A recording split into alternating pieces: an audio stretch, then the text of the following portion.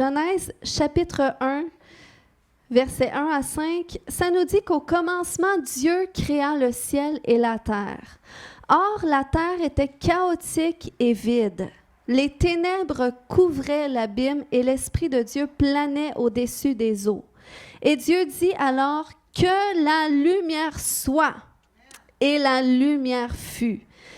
Dieu vit que la lumière était bonne et il sépara la lumière des ténèbres. Il appela la lumière jour et les ténèbres nuit.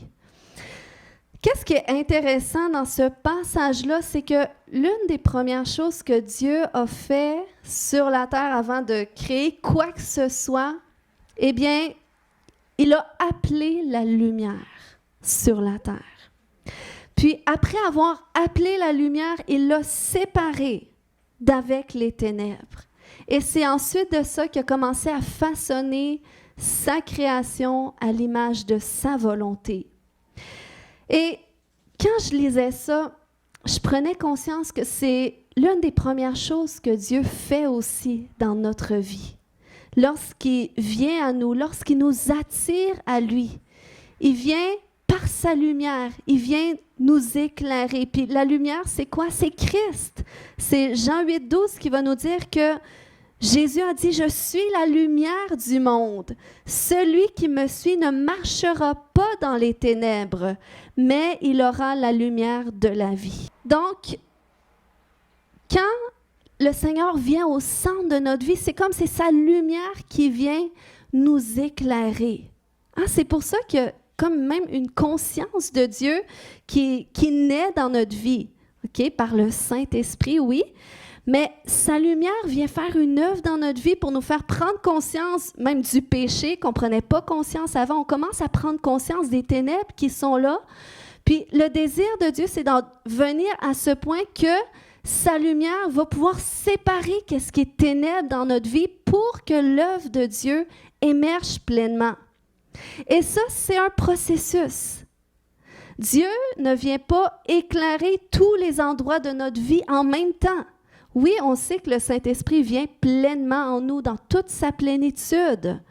Mais c'est au travers de notre marche avec lui, notre croissance dans sa connaissance, dans la connaissance de la vérité, que notre âme va venir qu'à être pleinement visitée par la lumière de Christ pour marcher dans cette union avec l'Esprit de Dieu. Donc, c'est un processus que Dieu fait.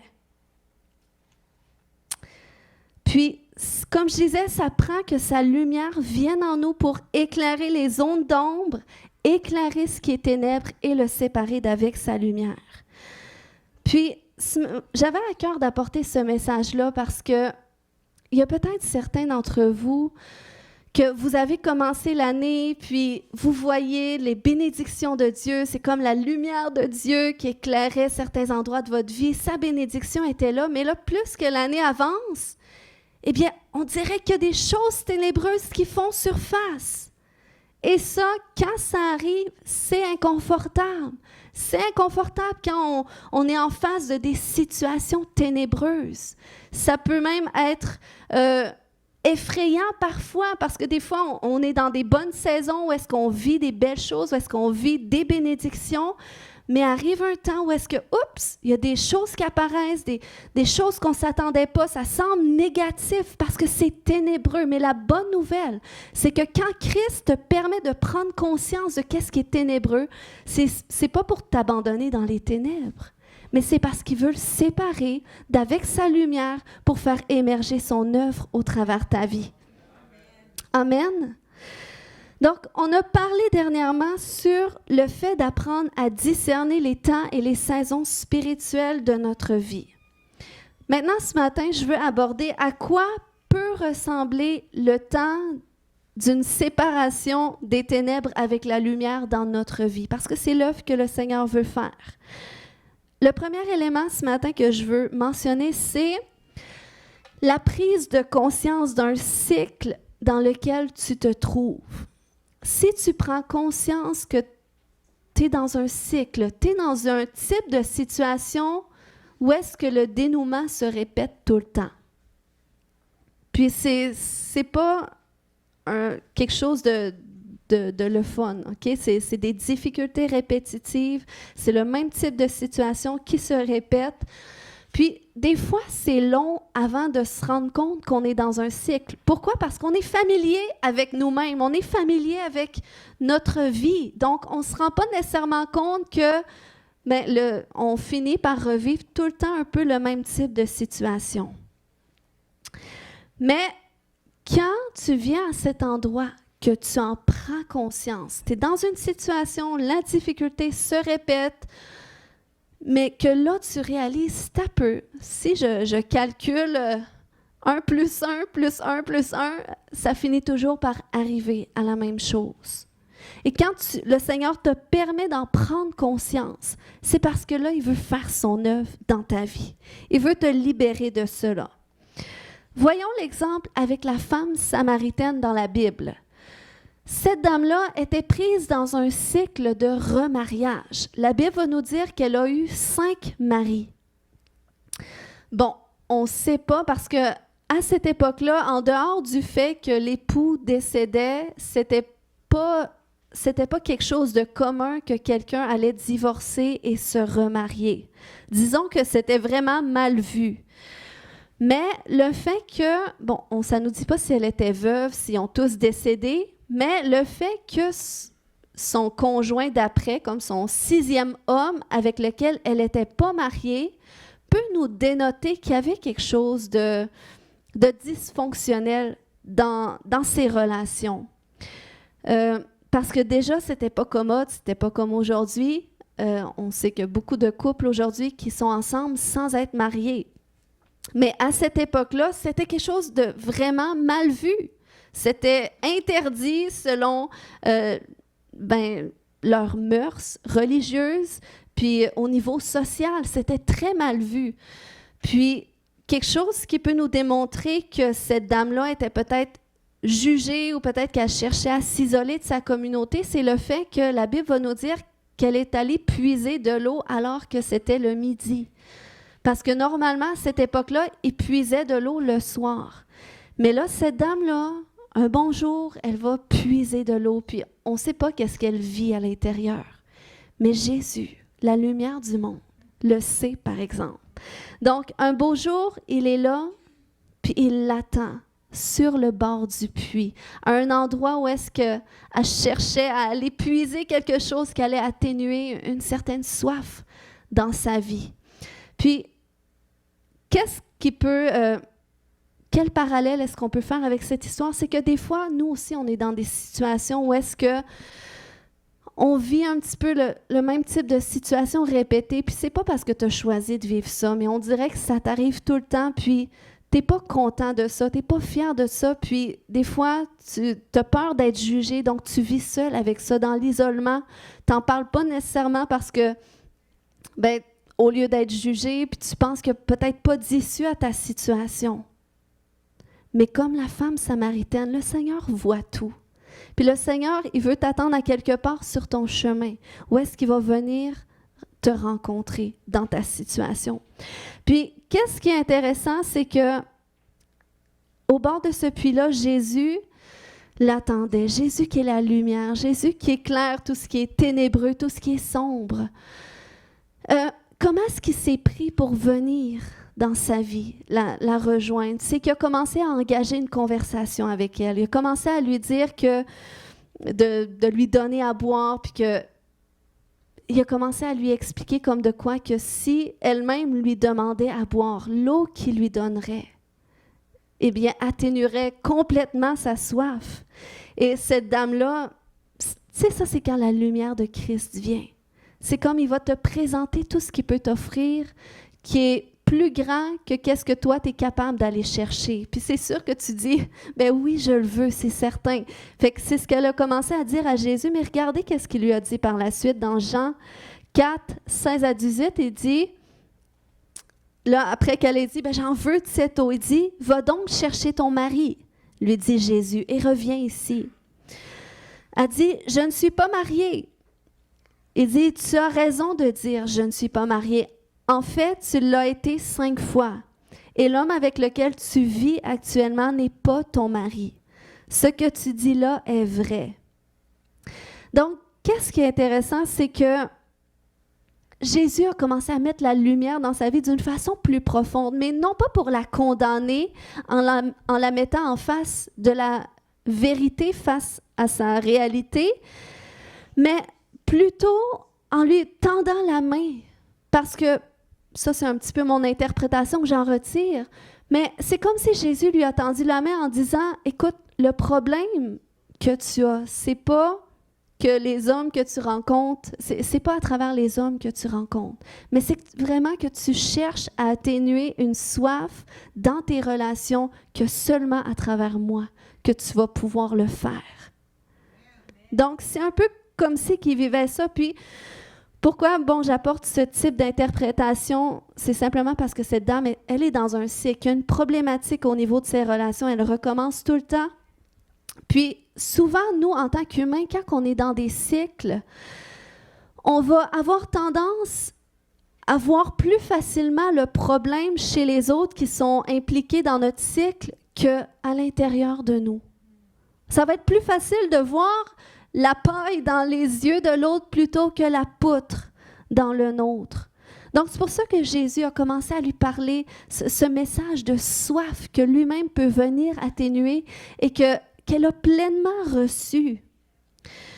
Puis, c'est très important, si je vous partage ça ce matin, c'est pour vous amener une autre optique à travers les situations que vous vivez, parce que c'est facile de voir le problème chez les autres ou dans les circonstances, mais je crois que le Seigneur nous amène à un endroit où est-ce qu'il veut qu'on fasse un retour par rapport à nous.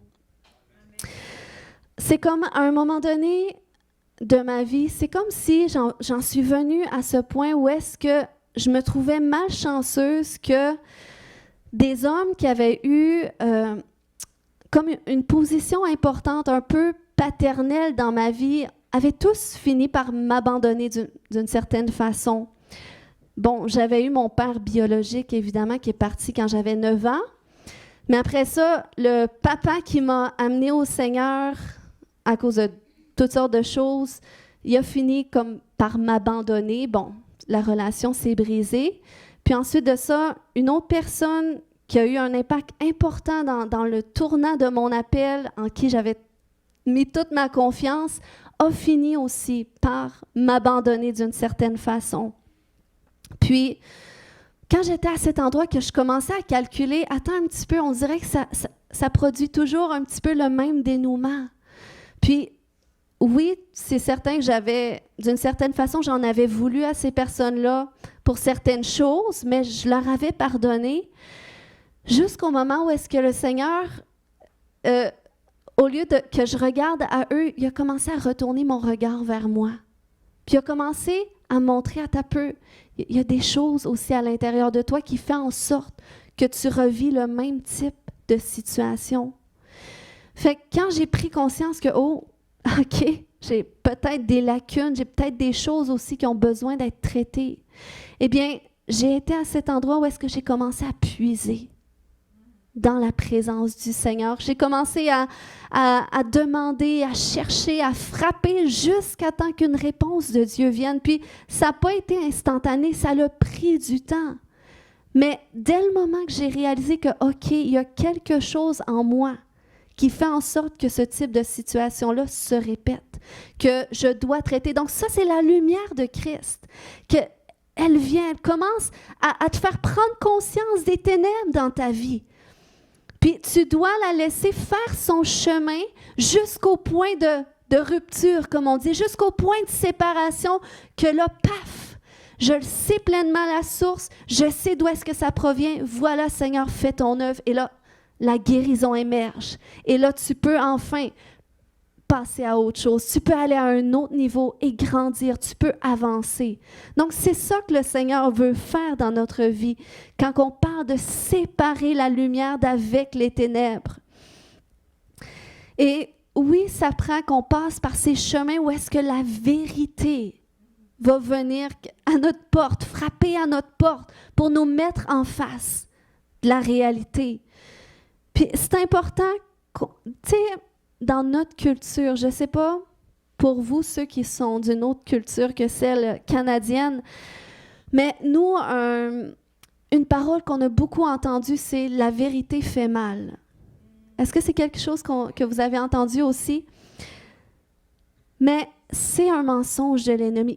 Bon, c'est vrai que la vérité fait mal, mais vous savez, parfois, la vérité fait parfois mal, mais il ne faut pas oublier que le diable tire sa force de notre ignorance. Il tire sa force de l'ignorance. Tandis que nous, on tire notre puissance de la connaissance de la vérité. C'est pour ça que Jésus a dit dans Jean 8, 32, « Vous connaîtrez la vérité et la vérité fera de vous des hommes libres. » Donc, c'est important de venir en face de la vérité, de chercher à voir et entendre la vérité. Donc, ce matin, je veux t'exhorter, si tu réalises que tu te trouves dans des cycles où les scénarios se répètent, eh bien, c'est le temps de puiser en Jésus, de puiser en lui jusqu'à ce que tu trouves la raison du pourquoi, du comment est-ce que ça arrive. Le Seigneur va le faire si tu cherches. Il a dit, vous me chercherez et vous me trouverez si vous me cherchez de tout votre cœur. Et oui, ces moments où est-ce que tu le cherches, peut-être tu vas le faire humilié, peut-être tu vas le faire en larmes, peut-être tu vas le faire dans la lutte, à travers l'oppression, mais fais-le quand même parce que c'est comme ça que sa lumière va venir à un point où est-ce que les ténèbres n'auront pas le choix de se séparer de toi, de se départir de toi. Amen. Donc, à quoi peut ressembler le temps d'une séparation des ténèbres avec la lumière? J'ai dit la prise de conscience d'un cycle dans lequel tu te trouves. Et l'autre élément ce matin, c'est lorsqu'on arrive au bout d'une chose. C'est souvent lorsque tu es au bout de toi-même que Dieu peut commencer un nouveau scénario. Je vais le redire, il y a des gens qui ont besoin de l'entendre. C'est souvent lorsque tu es au bout de toi-même que Dieu peut commencer un nouveau scénario.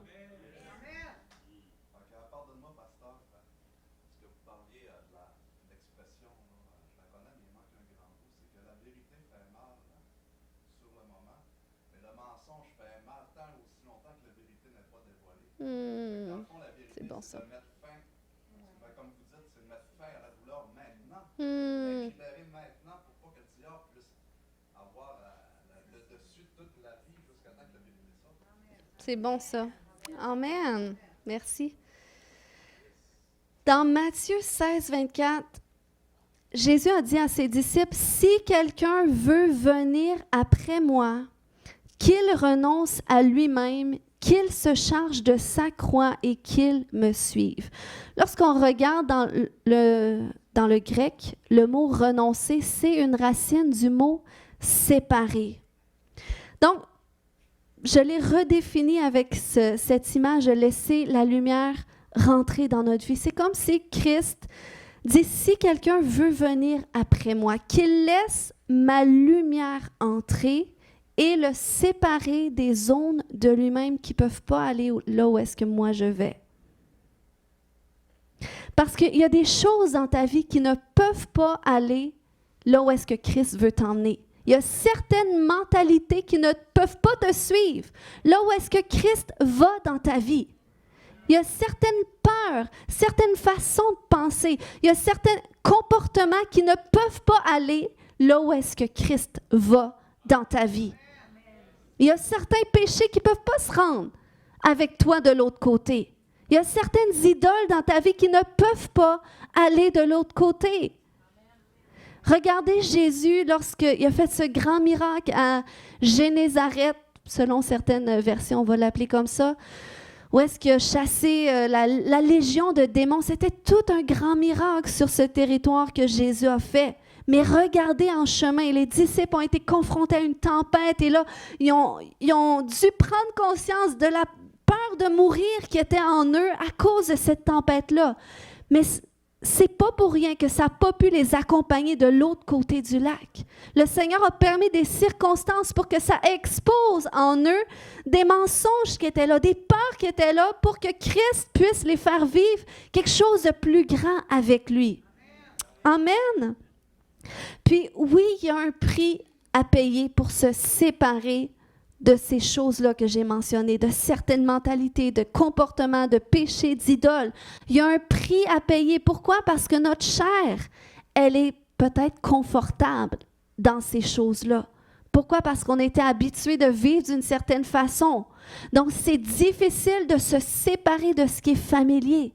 Mais Jésus, c'est pour ça qu'il dit, si quelqu'un veut venir après moi, qu'il renonce à lui-même, qu'il se charge de sa croix, de ses souffrances que ça occasionne de se séparer de ce qui t'est familier et que tu le suives, que tu gardes les yeux fixés pour que tu ailles là où est-ce qu'il va.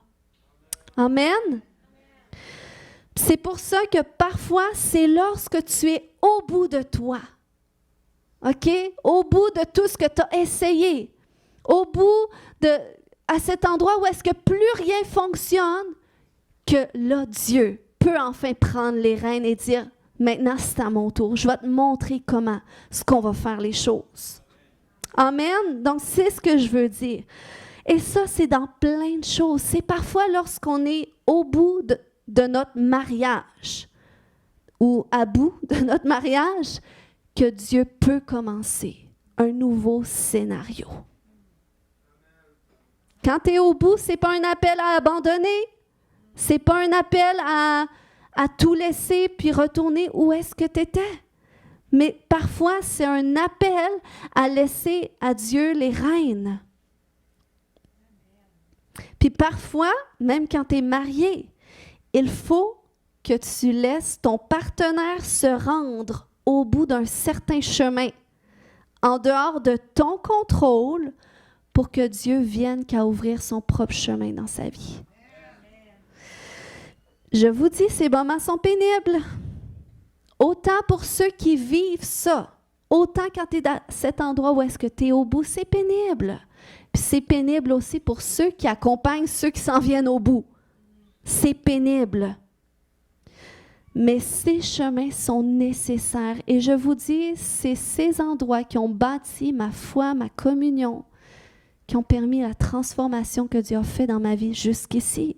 Et je sais, maintenant je comprends que Dieu va continuer, puis je l'accepte.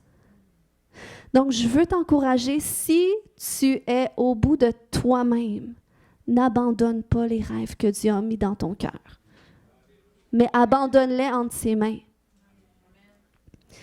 Puis si tu es avec quelqu'un qui doit se rendre au bout de quelque chose, abandonne-le pas. Abandonne-le entre les mains de Dieu. Et ça, c'est une façon d'apprendre à mourir pour vivre, mourir à soi. Jésus a dit dans Marc 8, 35, « Celui qui voudra sauver sa vie la perdra, mais celui qui perdra sa vie à cause de moi et de la bonne nouvelle la sauvera. » Donc, comme je disais, il y a des parties de toi qui ne peuvent pas t'accompagner là où est-ce que Christ s'en va avec toi. Puis il y a des choses que Jésus va faire en chemin. Hein, des séparations avec la lumière, avec les ténèbres. Oui, le Seigneur, il y a des choses qu'il fait en chemin. Il y a des guérisons qu'il fait en chemin. Il y a des délivrances qu'il fait en chemin. Mais il y a des choses qui ont besoin de se rendre au bout pour renaître. Puis il n'y a pas de renaissance sans mort. C'est comme Jésus aurait pu guérir Lazare avant qu'il meure. La Bible va nous dire dans Jean 11, 3 à 6, que les sœurs envoyèrent dire à Jésus, « Seigneur, voici celui que tu aimes est malade. » Après avoir entendu cela, Jésus dit, « Cette maladie n'est point à la mort, mais elle est pour la gloire de Dieu, afin que le Fils de Dieu soit glorifié par elle. » Or, Jésus aimait Marthe et sa sœur et Lazare. Lors donc, il eut appris que Lazare était malade, il resta 2 jours encore dans le lieu où il était. Donc, à travers ce temps-là, je me sens émue ce matin, mais je sens qu'il y a des gens qui ont vraiment besoin d'entendre ça. À travers ce temps-là, ces 2 jours-là que Jésus a décidé de rester, Lazare a eu le temps de mourir. Puis, les gens ont commencé à penser, si Jésus avait été là avant, si tu aurais été là, Seigneur, Lazare ne serait pas mort. Et c'est ce que Marie, Marthe, les gens ont commencé à dire. Ils croyaient en Jésus. Ils disaient, Jésus, tu aurais pu le guérir si tu aurais été là. Puis, combien de fois, nous, des fois, on est à cet endroit de dire, Seigneur, si tu aurais intervenu quand je vivais cette situation, ça ne serait pas rendu là. Seigneur, on n'en serait pas là si, quand je t'ai prié ou quand on vivait ça, Seigneur, où est-ce que tu étais? Des fois, on pense que soit Dieu était juste pas là ou soit qu'il était en retard, puis on lui en veut. Et ça, c'est parce qu'on est au bout de ces circonstances. Où est-ce qu'on ne sait plus quoi faire? Mais Jésus, il faut que tu saches ce matin, que ce soit ancré, pas juste là, mais là, dans ton cœur, que Jésus, il est en chemin. Et comme il était en chemin pour Lazare, et qu'il a dit à ses disciples, Lazare dort. Eh bien, c'est ce qu'il dit de tes circonstances. Il dit, non, c'est pas mort, ça dort. Ton miracle, ta percée, le changement de ta situation est en dormance. Mais il faut que ça passe par ce point-là de rupture. Regardez qu'est-ce qu'il a dit dans le même chapitre, au verset 11. Il dit, après ces paroles, il leur dit, Lazare, notre ami, dort, mais je vais le réveiller. Jésus savait très bien qu'il était mort. Parce que là, les disciples lui dirent, Seigneur, s'il dort, il sera guéri. Mais Jésus, il parlait de sa mort. Donc là, c'est là qu'il leur a dit, au verset 14, Lazare est mort. Mais regardez, à cause de vous, afin que vous croyiez, je me réjouis que je n'étais pas là. Donc, c'était voulu. Le Seigneur, des fois, il permet que des situations se rendent jusqu'au bout. Parce que ce n'est pas une simple guérison, ce n'est pas une simple restauration qui est nécessaire, mais c'est une résurrection. Amen. Donc, c'est là qu'il faut réaliser. Puis, le Seigneur le fait pourquoi? Pour qu'il croie, pour la foi, pour bâtir la foi de ses disciples et de tous ceux qui seraient témoins. Et le Seigneur va se servir de ces circonstances. Où est-ce que tu es au bout? Où est-ce que tu penses qu'il n'y a plus d'issue? Où est-ce que tu penses qu'il est trop tard pour venir et ressusciter, ramener la vie là où est-ce que c'était mort, apporter une issue où est-ce qu'il y en avait plus. Et c'est là que le Seigneur glorifie son nom. Amen. Et c'est là que toi, ça peut bâtir ta foi. Jésus a dit, quand je vais revenir, est-ce que je vais trouver la foi sur la terre? On est capable de faire bien des choses sans la foi. Mais il faut que tu réalises que ça doit être le fondement de ta vie parce que c'est ce qui fait bouger Dieu. Dans le mauvais jour, c'est la foi qui va te permettre de voir la main de Dieu. Donc, je ressens que le Seigneur vous appelle, Église Le Centre, à un nouveau niveau de foi.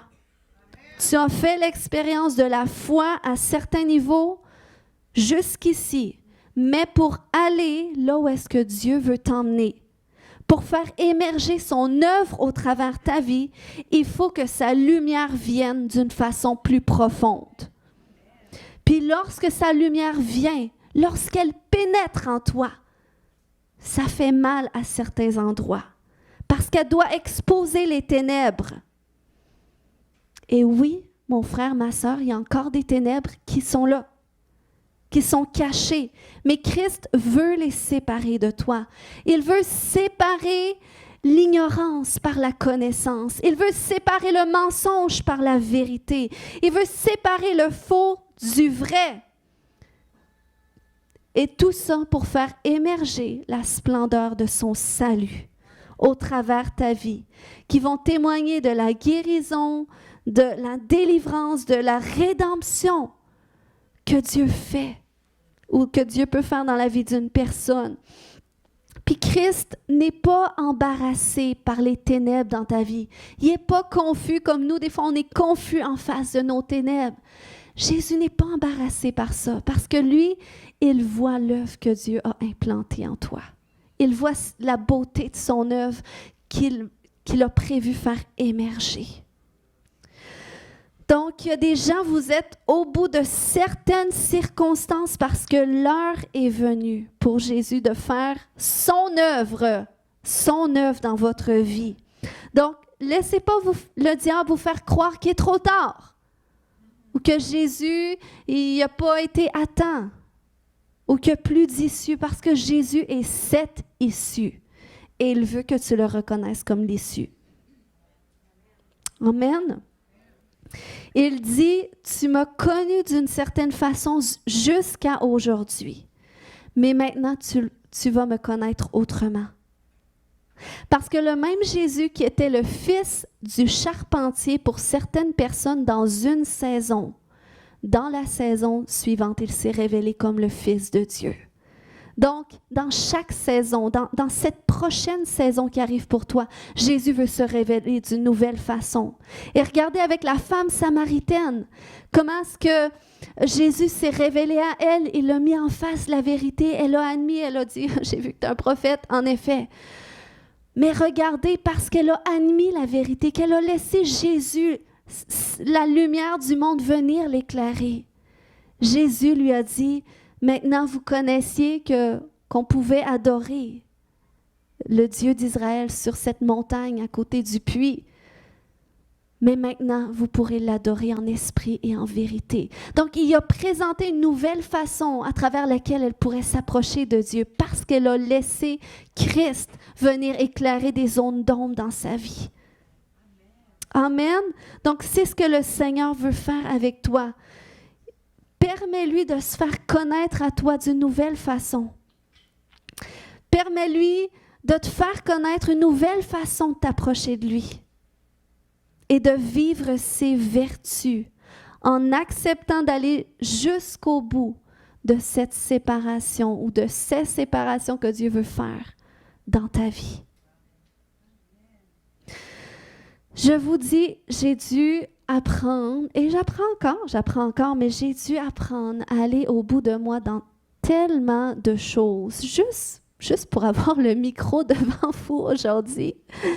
J'ai dû tellement aller au bout de choses, au bout d'admettre que j'étais pas capable, pantoute, de parler devant, que j'étais pas capable du tout de prêcher. Je vous dis, je me souviens encore d'une soirée où est-ce que je suis venue prier, oui, c'est ça, l'église était fermée. Puis je criais à Dieu, je disais, Seigneur, je ne suis pas capable d'enseigner. Seigneur, j'ai juste le goût de lire toutes les notes que j'écris parce que moi, je suis écrivaine dans l'âme, comme on dit, j'aime écrire, je fais des phrases complètes. Puis Seigneur, il me semble que c'est difficile de transitionner à cet endroit, d'apprendre à prêcher des notes que j'écris. Puis j'ai dû me rendre devant ce fait. Je suis incapable. Je n'y arrive pas. J'ai dû aller jusqu'au bout de moi pour que Christ fasse émerger cette capacité de pouvoir prêcher, de pouvoir enseigner. J'apprends encore. Mais c'est juste pour vous dire, j'ai dû aller jusqu'à cet endroit de réaliser que j'avais aucune onction sur ma vie. Et c'est pénible, surtout quand tu es appelé à être un appel comme ça dans les 5 ministères, tu es appelé à enseigner, de réaliser, mais j'ai pas d'onction, Seigneur, ça me prend quelque chose sur ma vie. Seigneur, tu veux sûrement m'utiliser d'une façon, mais j'ai été dans cette transition de lutter, d'essayer, mais il n'y a rien qui se passe, puis j'étais dans la foi inconfortable, mais je me suis rendue jusqu'au bout de ça, à réaliser, Seigneur, j'ai rien, je suis vide et j'ai besoin que tu me remplisses. Et le Seigneur nous appelle, il va nous amener à cet endroit où est-ce qu'on en vient à bout. Je me souviens, un autre exemple, plus de la vie courante, quand j'ai eu mon premier garçon, c'était nouveau pour moi le fait d'être une mère, puis le petit bébé qui est tellement mignon dans la première année de naissance, c'est comme ils te regardent émerveillé, puis tu es comme la personne la plus importante. Puis... Mais là, rapidement, les crises de 2 ans, quand ils disent ton enfant, le terrible tout, même semble, j'avais l'impression que c'était pire que qu'est-ce que je lisais. Je vous dis, les crises que mon fils faisait, puis je ne savais pas comment gérer tout ça. Les crises d'opposition, c'était intense. Puis à un point où est-ce que, vu que je ne savais pas comment gérer, ben je devenais impulsive parce que tellement pas habituée à ça. Puis des fois, je disais des choses, je faisais des choses que j'aimais pas du tout. Puis que le soir, je me couchais, je me repentais. Seigneur, je sais que j'ai pas agi adéquatement, j'ai pas agi d'une façon appropriée, j'ai pas parlé d'une façon appropriée. Seigneur, aide-moi. Mais jour après jour, les crises, c'était pire, les oppositions. Puis j'agissais pas d'une façon que je considérais appropriée. Donc, je criais à Dieu, mais j'ai dû me rendre au bout de ça. Et c'était pas facile. À un moment donné, parce qu'à mon époque, il n'y avait pas beaucoup de mamans chrétiennes avec des jeunes enfants de mon âge à qui je pouvais me référer. Donc, à un moment donné, je me dis, bon, je vais écrire à cette maman. On s'est déjà vu quelques fois. C'était une maman chrétienne. Je lui ai écrit un message à savoir, est-ce que c'est normal? Qu'est-ce que je vis? Comment je me sens? Et tout ça. Puis, cette maman-là ne m'a jamais répondu. Non, c'est comme plate comme témoignage. Cette mère-là m'a jamais répondu. Puis là, j'étais devant le Seigneur, je ne savais plus quoi faire. Je lisais tous les trucs pas possibles sur Internet. Je me suis acheté plein de livres que j'ai jamais lus finalement. Puis, je ne savais pas quoi faire parce que, tu sais, quand tu es chrétien aussi, oui, tu peux aller chercher des trucs à droite, à gauche, mais on s'entend on connaît tous les fruits de l'esprit qu'on a appelés à porter. Puis quand tu analyses tes comportements, tu essaies de mettre ça à côté des fruits de l'esprit, tu vois que tu es en dehors de ça. Là, je savais qu'il y avait quelque chose que Dieu devait faire, mais je ne savais pas quoi. Puis je criais à Dieu. J'avais l'impression d'être toute seule là-dedans. Puis là, à un moment donné, j'écoute un podcast d'une femme chrétienne. Puis elle commence à partager un de ses témoignages. Elle dit... Quand j'ai eu mes enfants, à un moment donné, elle dit, c'était tellement difficile, puis j'étais à ce point où est-ce que je criais à Dieu pour que Dieu mette une personne sur mon chemin qui pourrait me tenir par la main, me conseiller, qui pourrait m'aider, tu sais, dans ces défis-là que je traverse. Mais elle dit, cette personne-là, il n'y en avait pas. Il n'y en avait pas, puis je cherchais cette personne-là jusqu'à temps que Dieu me dise, il n'y a personne que tu vas trouver pour t'accompagner dans ce chemin que tu traverses parce que c'est toi qui es en train de frayer le chemin pour les autres qui vont passer derrière toi. Et moi, quand j'ai entendu cette parole-là, ça a vraiment résonné en moi. J'ai compris que, OK, c'est pas facile, je comprends pas pourquoi je vis tout ça, pourquoi j'agis comme ça, je me reconnais pas. Mais Seigneur, j'accepte. J'accepte d'aller jusqu'au bout. J'accepte de frayer le chemin, de payer le prix pour que d'autres après moi, je puisse les accompagner, les aider parce que je sais qu'est-ce que c'est de passer à travers des sentiers comme ça. Et ça, le Seigneur, par sa fidélité, par sa bonté, parce que j'en suis toujours revenue à lui, même si j'ai pu peut-être pendant tellement de fois me repentir, me sentir coupable, regretter. Mais c'est pas grave, continuez toujours, Seigneur, à ses pieds. Seigneur, montre-moi c'est quoi la source de tout ça? Qu'est-ce que je peux faire pour que ce soit différent? Puis, à force de puiser aux pieds du Seigneur, à force de me tenir à ses pieds, le Seigneur, par sa lumière, il est venu éclairer des zones d'ombre qui étaient là, le pourquoi du comment que j'agissais d'une telle façon inappropriée. Et il est venu jusqu'au point de séparation, de dire, voilà, maintenant, tu comprends pourquoi, et là, ma guérison peut émerger. Et le Seigneur m'a tellement transformée comme ça, je vous dis, il le fait encore. Il le fait encore, mais maintenant que je comprends à quoi ça peut ressembler d'apprendre à mourir à toi, apprendre à admettre que tu as tout essayé, que tu n'y arrives pas, admettre qu'il n'y a plus d'issue. Mais ce n'est pas une raison pour t'enfoncer, te perdre dans le péché ou quoi que ce soit, non. C'est une raison pour t'abandonner à ses pieds. C'est une raison pour poursuivre Jésus jusqu'à ce que tu touches son vêtement, jusqu'à ce que tu touches ta solution. Un changement vienne et je vous dis, Dieu l'a fait. Puis il y a beaucoup de choses que j'enseigne, que j'ai appris sur le tas. Puis que si vous pouvez comprendre aujourd'hui, vous n'aurez pas besoin de passer pendant 5 ans, 10 ans de lutte. Il y a des clés là, qu'il faut comprendre. La foi en Dieu, ça fonctionne. La foi en Jésus, ça fonctionne. De regarder à lui, de le mettre en premier, de chercher à ses pieds. Amen.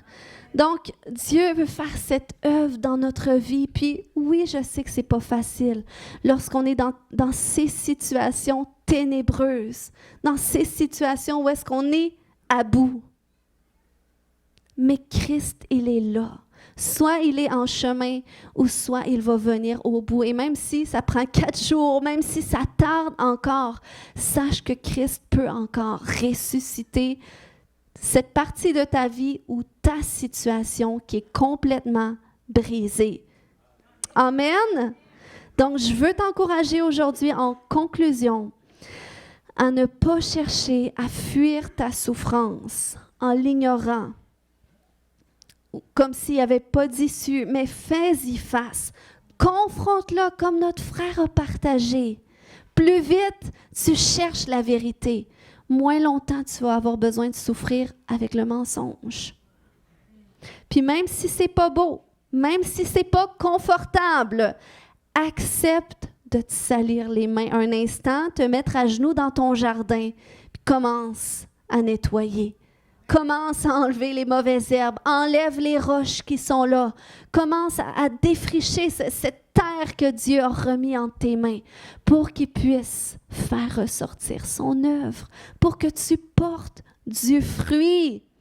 Amen. David avait dit dans Psaume 23:4, « Quand je marche dans la vallée de l'ombre de la mort, je ne crains aucun mal, car tu es avec moi. Ta houlette et ton bâton me rassurent. » Et la bonne nouvelle, c'est que même Jésus a dû aller dans la profondeur du séjour des morts pour aller chercher les clés qui nous donneraient accès à la vie éternelle, à cette vie abondante que nous avons en lui. Et Jésus a dû aller aussi profond pour que par son propre parcours, on puisse nous aussi s'identifier à lui et être relevé comme Jésus est parvenu à s'en relever. Et Jésus, il a vaincu la mort. Il a dit, « Je suis la résurrection et la vie. Celui qui croit en moi vivra quand même il serait mort. » Et ça vaut pour les endroits de ta vie qui sont morts, qui sont secs. Il dit, « Si tu crois en moi aujourd'hui, tu vas vivre ou ça va revivre si tu crois. Place ta foi en moi, place ta confiance en moi. » Et non seulement la vie de Dieu va émerger, mais il y a un nouveau chemin aussi que tu vas tracer pour que d'autres puissent passer par là aussi, parce que toi, tu as accepté à payer le prix. Tu as accepté à confronter ta souffrance, à confronter la vérité, même si ça faisait mal. Tu as accepté que cette lumière de Jésus vienne faire la profondeur de son œuvre dans ta vie. Et c'est comme ça que cette huile, on a parlé de la nécessité de l'onction, c'est comme ça que l'huile du pionnier va venir. Puis un pionnier, quand le Seigneur m'a montré ça l'autre jour, un pionnier, c'est un soldat employé aux travaux de terrassement, ou c'est un colon qui s'installe sur des terres inhabitées pour les défricher, ou c'est une personne qui est la première à se lancer, qui fraye le chemin. Est-ce qu'il y a des gens ce matin qui sont prêts à répondre à cet appel du pionnier dans leur propre vie personnelle? Est-ce qu'on peut se lever tout le monde ensemble? Est-ce que tu es prêt aujourd'hui à dire, oui Seigneur, je veux renoncer à moi. Je veux renoncer à moi et je veux te suivre pleinement. Je veux me charger de cette croix que je dois me charger pour aller là où est-ce que tu vas, pour aller là où est-ce que tu veux m'emmener. Kaya shoro komatada, keya shore kemantada, kaya shore kemantada, kaya shonto, kaya shonto. Alléluia, alléluia. Seigneur, j'appelle ta lumière maintenant. Que ta lumière soit. Que ta lumière soit. Que ta lumière soit, Seigneur Jésus, dans chacune des vies.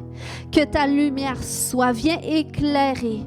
Viens éclairer ce qui est caché. Viens éclairer les zones d'ombre. Que ta lumière soit. Si tu te joins à cette prière, dis oui, Seigneur, que ta lumière soit dans ma vie. Commence à désirer que sa lumière soit. Si tu veux qu'il fasse une œuvre plus profonde dans ta vie pour t'amener là où est-ce qu'il a prévu, pour t'amener à marcher dans ta destinée. C'est un appel de répondre à ton appel de destinée, oui. Alléluia. Alléluia, oui, Seigneur, que ta lumière soit. Que ta lumière soit, Seigneur Dieu. Viens exposer.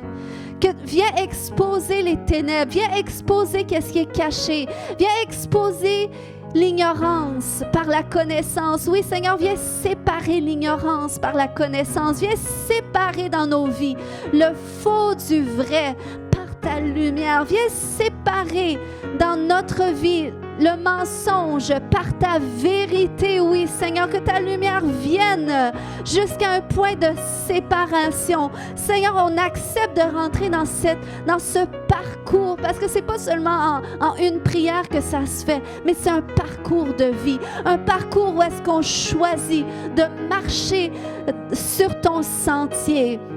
Qu'on choisit, qu'on accepte d'aller dans la vallée de l'ombre de la mort. Où est-ce que tu nous conduis? Où est-ce que, oui, on va prendre conscience des ténèbres, mais Seigneur, on se rappelle qu'on ne craint rien. On ne craint rien devant ces situations qui sont difficiles, qui sont éprouvantes, qu'on ne comprend pas pourquoi elles arrivent. On ne craint rien. Parce que ta houlette et ton bâton nous rassurent. Oh, ce matin, je vais attiser ta foi en Jésus aujourd'hui. Au nom de Jésus, que tes yeux spirituels s'ouvrent afin que tu le vois. Que tu le vois dans ta vie, que tu le vois dans tes circonstances, que tu le vois au centre de ton âme. Oh, que tu le vois dans tout ce que tu vis. Il est là. Oui, Jésus, tu es là. Et tu es là, tu veux donner tes instructions. Tu veux nous montrer quoi faire. Tu veux nous donner les stratégies. Et je te remercie que par ta lumière, Seigneur, par ta vérité, oui, tu communiques les stratégies. Tu communiques, Seigneur, les stratégies. Kaya shoroko matada. Koya shokomate yentoreke matada. Koya shotomate. Ce matin, s'il y en a qui se sentent interpellés par cet appel du pionnier, de dire oui, Seigneur, je veux recevoir cette onction, cette huile pour le pionnier. J'accepte de défricher ce terrain nouveau, Seigneur, que tu mets devant moi. J'accepte, Seigneur, de faire l'œuvre de terrassement dans ma vie avec ton aide, Seigneur Dieu, parce que je crois que je vais frayer un chemin, non seulement pour les générations qui viennent après moi, mais les gens aussi dans ma sphère d'influence qui ont besoin, Seigneur Dieu, de recevoir les clés que tu vas me permettre de défricher. Alléluia. Si tu ressens cet appel ce matin, je veux prier avec toi et je crois que le Seigneur va te oindre par son huile. Est-ce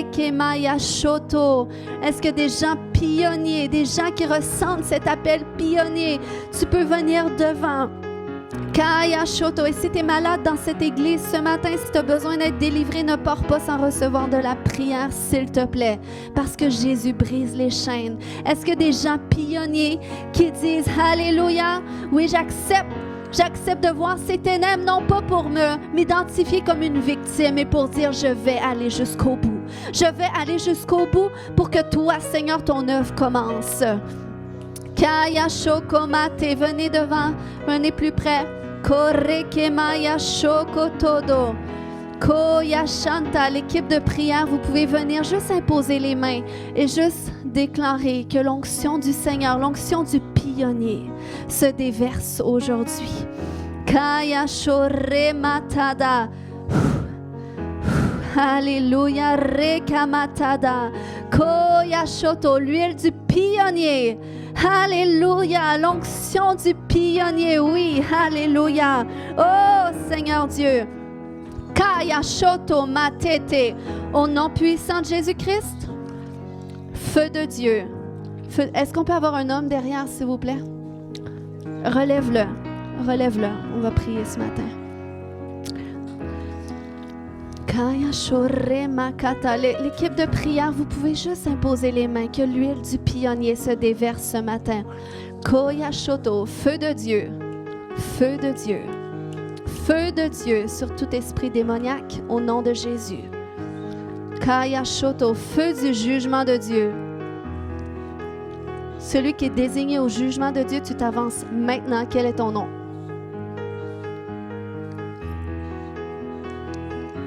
Kaya shoreke matata. Kaya, quel est ton nom? Quel est ton nom? Feu de Dieu dans ta bouche. Allez, dévoile-toi. Qui es-tu? Quel est ton nom? Feu de Dieu. Feu de Dieu, quel est ton nom? Tu ne bouges pas, tu restes là. Est-ce que je peux avoir 2 hommes chaque côté, s'il vous plaît? Karekemata. Kaya shoto, feu de Dieu dans ta bouche, sang de Jésus sur toi. Quel est ton nom? Regarde-moi. Quel est ton nom? Quel est ton nom? Feu de Dieu sur toi. Quel est ton nom? Feu de Dieu sur toi. Quel est ton nom? Qui es-tu?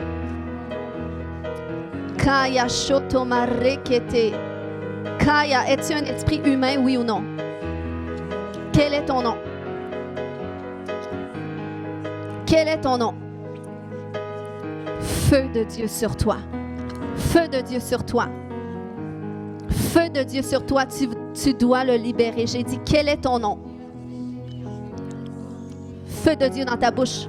Regarde-moi. Regarde-moi. Tu peux rester assis. Koreke, feu de Dieu sur toi. Koyashoto, feu de Dieu sur toi. Quel est ton nom? Allez, le sang de Jésus sur toi. Le sang de Jésus est sur toi. Reke mataya shoto, feu de Dieu. Koyashoto matede.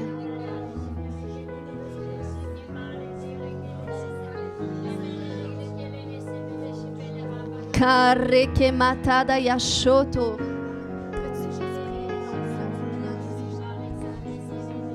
Koyashotomate. Au nom de Jésus, relève-toi, relève-toi, assis-toi.